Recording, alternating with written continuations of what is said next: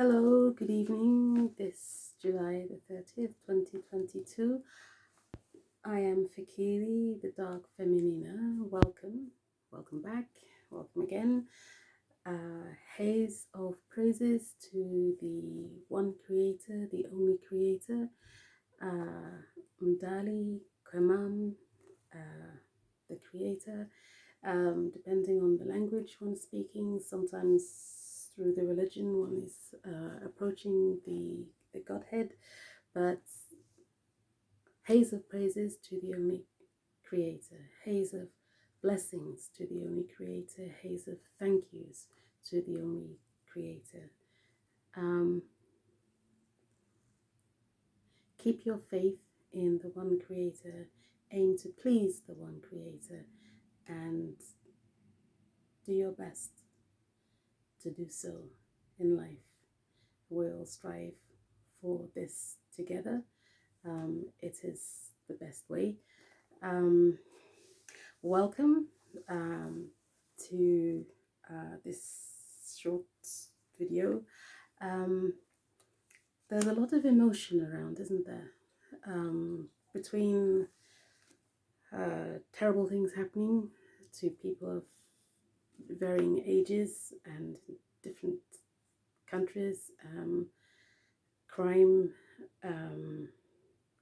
distress, feeling like one wishes to take one's life,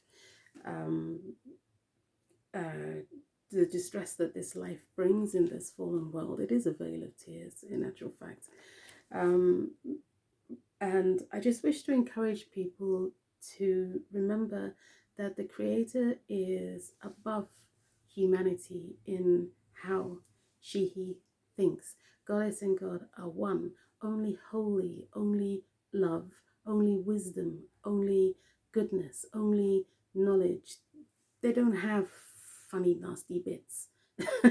The Godhead is one, and we can forget that in the day-to-day stresses of this life. And I do wish to encourage people to look up sometimes, to look through beyond the heartache and the distress that is part of this world.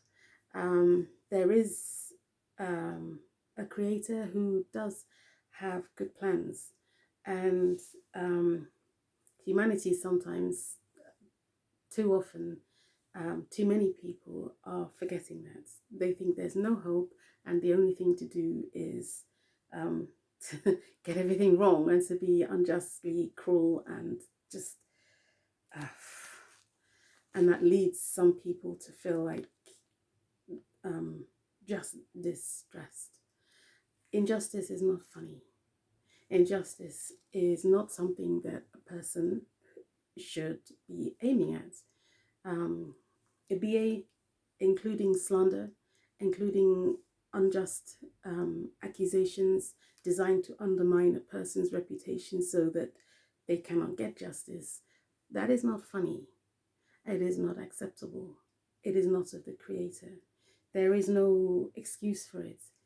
It's one of the sad realities of our lives and our times, that there is so much more of it than there used to be. Humanity's gone through times of lots of injustice, then realized the mistake, started to get things right again, got it wrong again, got it sort of up and down. And we need to take care that we are actually aiming at being our best, not deciding to be unjust. The Bible does say, doesn't it? Do not follow the crowd in wrongdoing. And God cannot be mocked. And you cannot deceive the Creator as to what's really in your heart. You can deceive people, but even then, you cannot deceive all the people all the time. You certainly cannot deceive the Creator. So, admonition to take care of what's going on in here, in your hearts, in your minds. Aim at Nefer. Aim at true goodness, real goodness.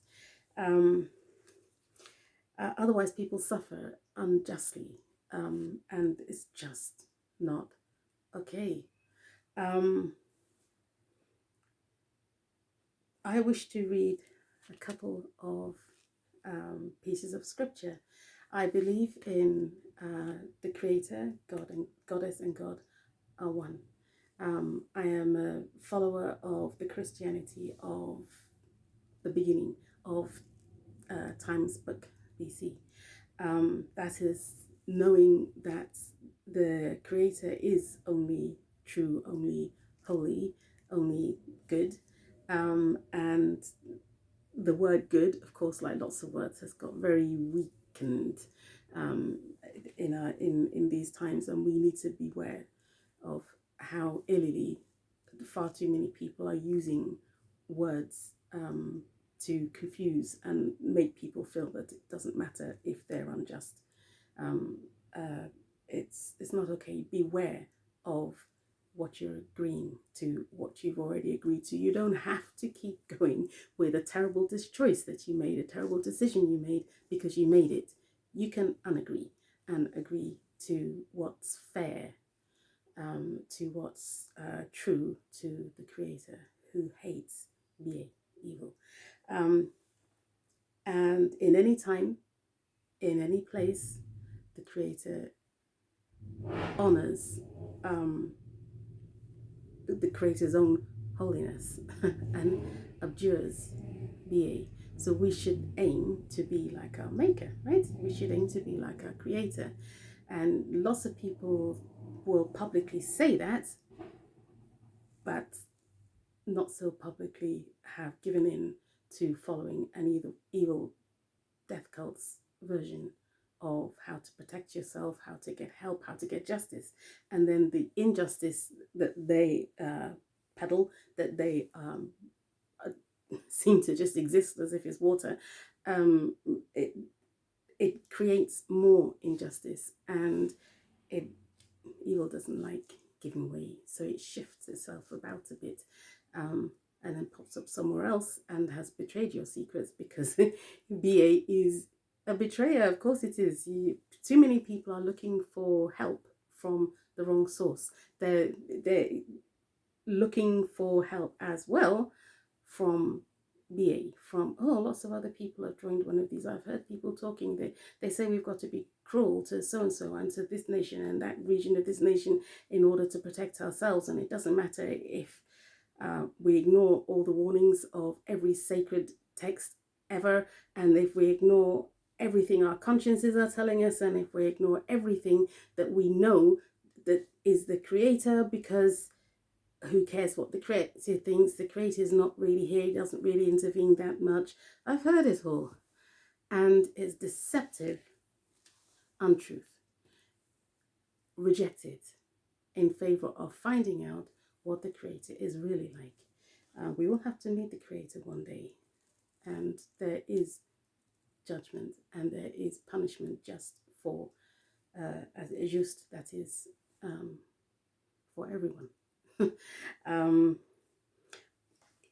Here in the book of Coming Forth from Day from Night, often known as the Egyptian Book of the Dead, it's a very long prayer, as I've said before in other videos and posts that I've made.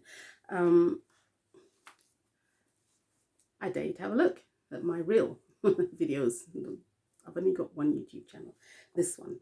So, an adoration of Oshuru, Unnefer, God great within Aputu, King of eternity, Lord of everlasting, Sebebi Hey, traversing millions of years, Aha of, in the duration of his life, son eldest of the womb of Nut, engendered by Seb, the chief, lord of the Ureret crown, lofty of the white crown, prince of gods and of men. He hath received the crook and flail and the dignity of his fathers. This prayer, remember as I said before, the sacred texts have layers of meanings, depths and heights of meanings that are not always apparent, and we can make the mistake of reading into sacred texts what we've already been led to believe about them, instead of letting the spirit of the Creator guide us. And the spirit of the Netta, who serve the Creator, remember they rank between the angels and the saints, and they're only holy. They pass from this life, like the saints, into the next life, and they are elevated, deified. It doesn't mean they've become literally the Creator, just they rank between the angels and the saints.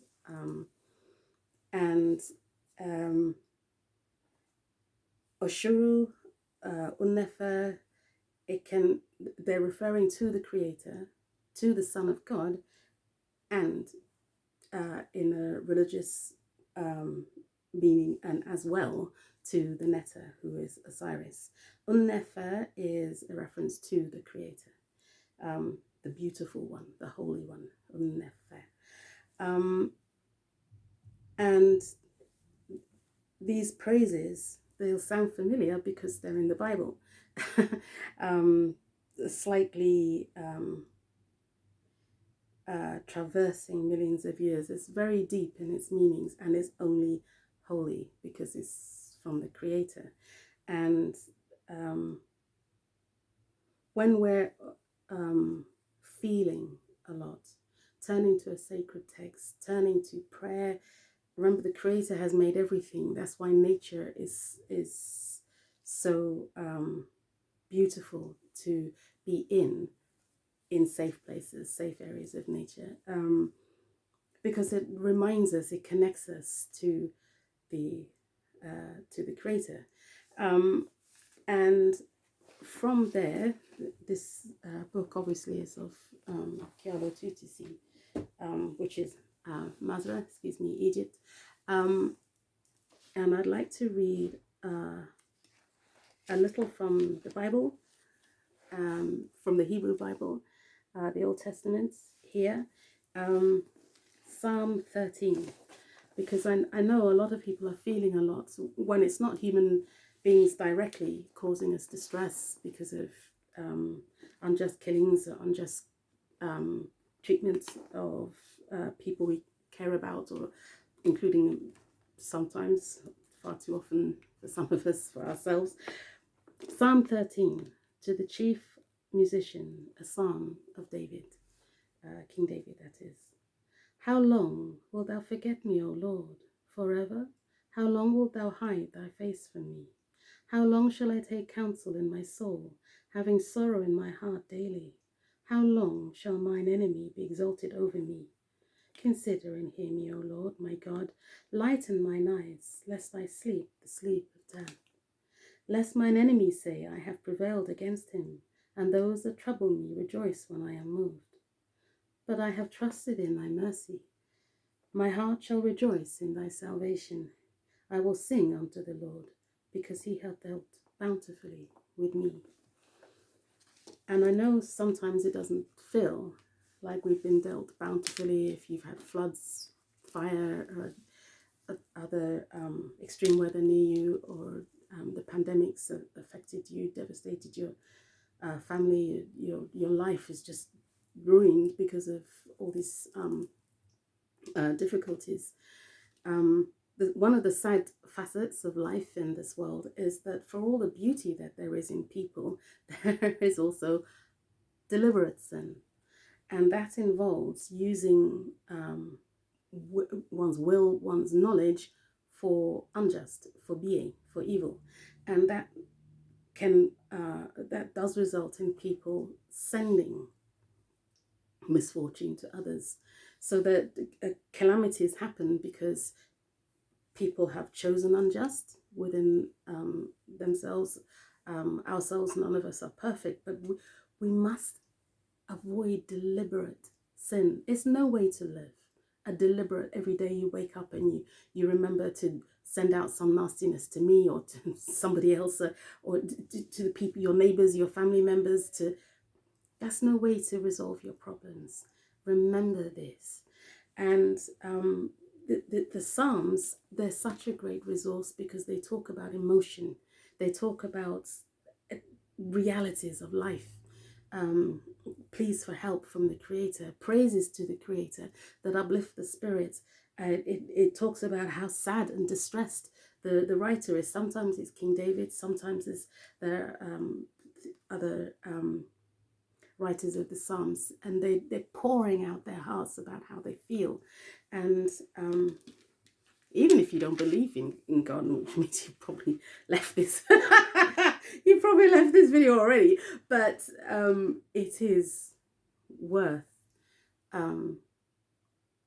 letting yourselves try the Psalms, letting yourselves try reading the Bible and the other Bibles the Creator has given through other nations with the spirit of the Creator, the one Godhead, infusing your understanding, your reading, just in case there's something that you think about, especially about Egypt and the ancient world, that actually isn't biblical like you think.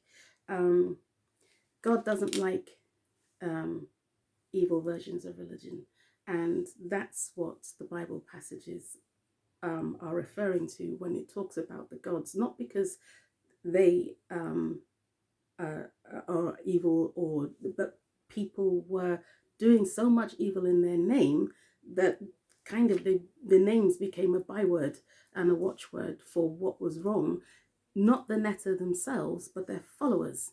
So you mention the name Baal, and everybody starts thinking about evil, and that's not what was meant to happen, but humanity is wayward and it kept happening. So you have to be careful not to slander the Netta, because they serve the Creator, they belong to the Creator. His name, her name, his, however you're approaching the Godhead is in them.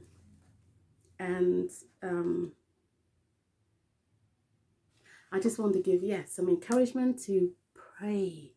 Don't try getting through life all on your own. There is a Creator who understands you, even if nobody else around you does. Maybe you're just feeling alone in this life, but the Creator does understand us. And just because someone's told you that the Creator won't answer your prayers because you've got sin in you, sometimes that's true. The Creator does hate sin, but the Creator is not bound by human beings. So if the Creator, who is all-powerful and only love, wishes to answer your prayer, then the Creator is going to do that. So take a chance on the Creator. The ancestors, remember, the Netta are ancestors to a lot of us. And here, in another section of the Bible, the first book of the Chronicles, there's a whole list of ancestors mentioned, mostly pertaining to the kingdom of Judah, but not exclusively. And it mentions Adam, Sheth, Enosh, this is father to son, Kenan, Mahalalel, Jared, Henoch, Methuselah, Lamech, Noah, Shem, Ham, and Japheth. The sons of Japheth, Gomer and Magog, and Madai, and Javan, and Tubal, and Meshech, and Tiras. And the sons of Gomer, Ashkenaz, and Riphath, and Togarmah. And the sons of Javan, Elisha, and Tarshish, Kittim, and Dodanim. The sons of Ham, Cush, and Mizraim, that is Egypt, Put, and Canaan. And the sons of Cush, Seba, and Havilah, and Sabta, and Ramah, and Sabteka. And the sons of Ramah, Sheba, and Dedan. And Cush begat Nimrod. He began to be mighty upon the earth. And Mizraim begat Ludim, and Anamim, and Lehabim, and Naphtuhem. You see, the Creator honors family life, and understanding why all the ancestry of King David, of the Holy Mother Mary, St. Mary, and St. Joseph are hence through Mary to the human, because he was incarnated through a human being, the Lord Jesus Christ. Why he's mentioned them is because it's good, it's settling, it's encouraging, it's to know who you've come from. We all got born through parents, and we all have ancestors, and there's no harm. The Creator wouldn't have listed so many ancestors in the Bible. The first book of the Chronicles and elsewhere in the Bible, if there was a problem, calling on your ancestors.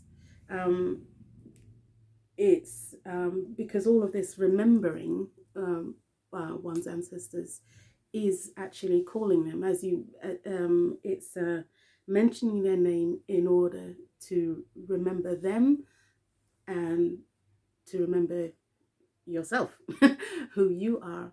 And people get these things mixed up because of interpreting the Bible in ways that are no, to use the Swahili word, too much.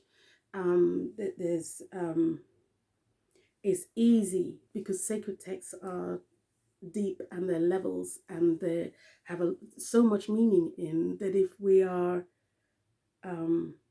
not careful, which is what's happened, is a lot of people think they know about certain passages in the Bible, and they end up slandering and blaspheming without meaning to.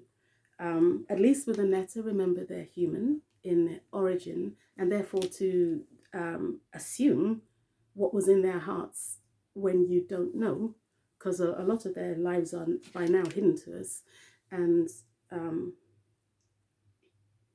it's too much to just write them all off because they're Egyptian and say, oh well, Egypt was always bad. Actually, Egypt's reputation was for holiness. Avoiding slander, just saying I don't really know about them. Maybe if you're a church person or following certain other understandings of the Bible, you could, what's fairer and holier to say is, I'm not sure about their lives. I prefer to focus on Father, Son, and Holy Spirit, but I don't want to insult them, the netta, and say that in their lives they were just bad. Egypt in the Bible, there were specifics that were happening, and so we have to be careful and remember that addressing people forgetting that paintings and statues are not, they forget the spirit, they forget the netta, and they're looking at a block of wood or a piece of stone, and then they end up worshipping the stone. They're not even relying on the netta, they're reading in to just getting it confused. And that's what the Bible, that's what the Creator doesn't like. It's not honoring the netta themselves, it's getting the netta all wrong because they belong to the Creator. And the Creator, knowing how varied human beings are, has appeared in different times through different at least mothers, has incarnated into this life more than once. The sons of God, the daughters of God, even the Creator Feminina and the Creator Masculina, they have actually incarnated into this world at times in the past. And every nation and every dukedom has had a time when the Creator has, or a self of the Creator, an Aku, an avatar. The Creator is the Creator, God the Father, has many selves, and so does the Creator Feminina, of course, the first member of the Godhead. The goddess and God are one, they're a divine unity.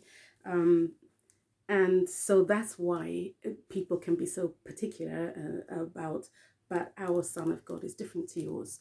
Well, of course, as they were incarnated into their nation, they lived their lives in that nation, and there were circumstances, situations, people they met, who they healed, who they helped.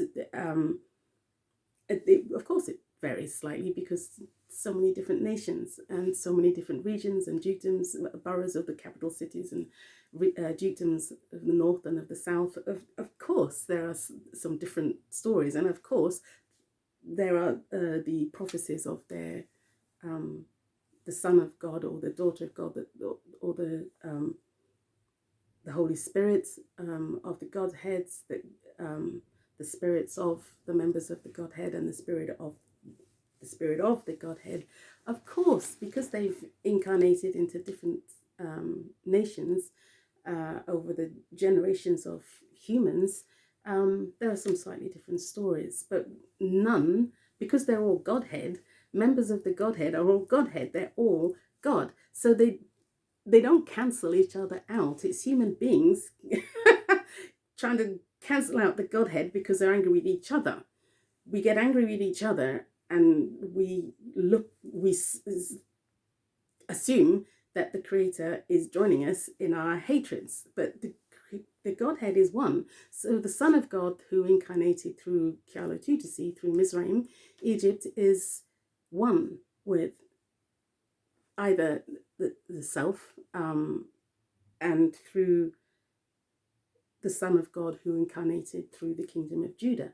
And then there's the Son of God, who incarnated through the kingdom of China, through the kingdom of Russia, through Australia, Kialo O, that is, through the kingdom of Germany. Yes, each and every nation. And I mention it because some people think that there is a nation that was missed out. Everyone's got a time of when their nation was visited through an incarnated member of the Godhead. Through England has, Scotland has, Wales, Northern Ireland, Kialo T Era, the Americas, each of the 5 original kingdoms of the Americas. As I say, and within the kingdoms, there are always tales, known, half known, unknown, of the time when the Son of God came through their nation, through our nation. So that includes Kialo Ko, which is all of South Africa, Kwedos.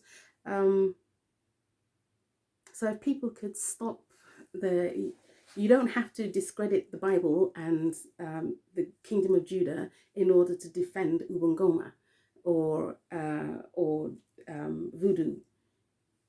People do it because people have got disconnected really from what the Creator is telling humanity about herself through the different nations and the different times. It's just, sorry, I find it distressing because it puts people off. So blessings to anyone who's got this far in this video.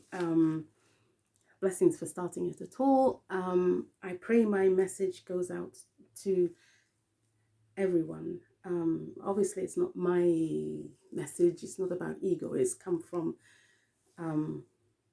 the message has come from the Creator, that we need to overcome looking at the Godhead as though he was just another human being that we have a dispute with, either because they oppressed us or they hurt us, or we're feeling guilty because we did that to them, or we're feeling aggrieved because we made some mistakes but not everything that they've accused us of. And so up to the Creator, to the Godhead, who understands why we get like this, but doesn't want us to be. So the Godhead is one, the one source, and we need to separate in our understandings when it's other human beings, in truth, that we're upset with. For the pseudo prophecy to happen, the kingdom of Judah and the kingdom of Kialo Egypt, Masra, Mizraim, and the kingdom of Judah come together. That's the Creator's wish. That's part of the prophecy, and can't have just one of them. The Creator is unique. It is true. The prophecy of the one Creator involves the kingdom of Kialo Tutsi and the kingdom of Judah, that is Israel, Ote, Tuta, Amet, which doesn't negate the Bible, and it doesn't negate any religion that is teaching that has truly come from the Creator. It doesn't. So it's worth praying about that. Worth the Divinare, worth a scry in your Pahla, in your delving, in your plumb, in your exploring. Do so. Divinare it in whichever tradition and means you would divinare. Divinare means what it sounds like. Divine is divination. Kialo E, that is Italy. I am Gaius Julius Caesar's daughter and Gaius Marcus Antoninus's daughter. I am Mummy Cleopatra, the seventh Theophilopater's daughter. I am their own. And of course, I have my 20th century born parents. I am a Northumberland daughter. I'm the daughter of His Grace, the 10th Duke of Northumberland. And I'm the daughter of Cleopatra the 8th, who is Her Grace Lady Anna Queen Cleopatra the 8th. And both those are my two 20th century born parents, and I'm Cleopatra the 9th and the Cleopatra the Ages. A position given to me by the Creator. Can't be elected to, can't be fought for, can't be pulled away from me and given to whoever feels that they're stronger and powerful and more intelligent and more knowledgeable. That it doesn't go like that. It's an inherited teacher from mother to particular daughter, one per generation. And the reigning Cleopatra is always generation. I am generation, and all my children with my square, with Rumoni, with Performer, are the young. There's only a change when the reigning Cleopatra formally passes on the teacher to her daughter, just one daughter.